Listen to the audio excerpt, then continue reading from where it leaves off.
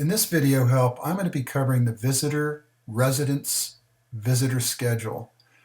What this screen does is basically it has two tabs. The first tab is for the resident visitor information, where somebody is coming to either the business or the residence and they're scheduling that particular visit. And there's also a map that if the resident that is visiting or the visitor is coming in, you can provide them with a address, and basically when you click on the key over here and then go into the visitor, it'll automatically put the address in.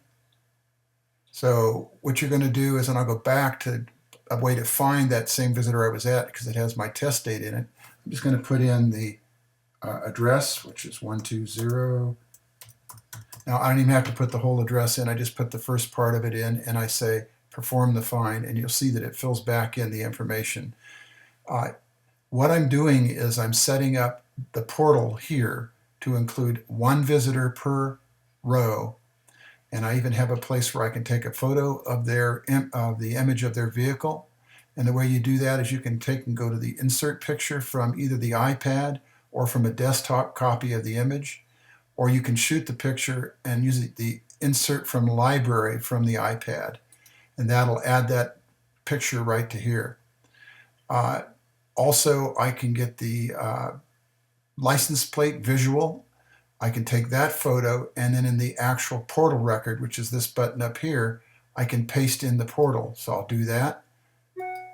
Paste in the image by insert from the again from the photo library on the iPad, or from a desktop image on insert picture.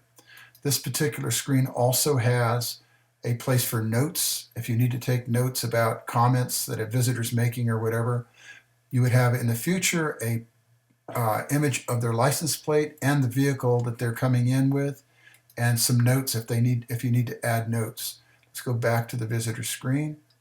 In the visitor screen also you have the location, like I was saying. In a location on the map, I want to point out that you should be able to, in addition to having the address in there, you can print directions if you need to, and those directions can be their text.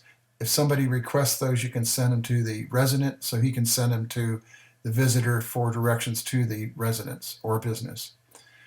Going back to this screen, as you can see, there's the name of the resident in the actual location that you're talking about for this address.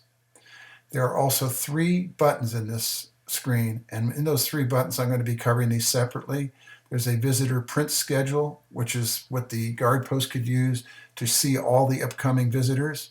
There's also a visitor schedule report that is more detail, and it has a searchability to look at history of the residents as far as visitors are concerned, so that you can go back and identify a visitor's date of last access to the residence or business.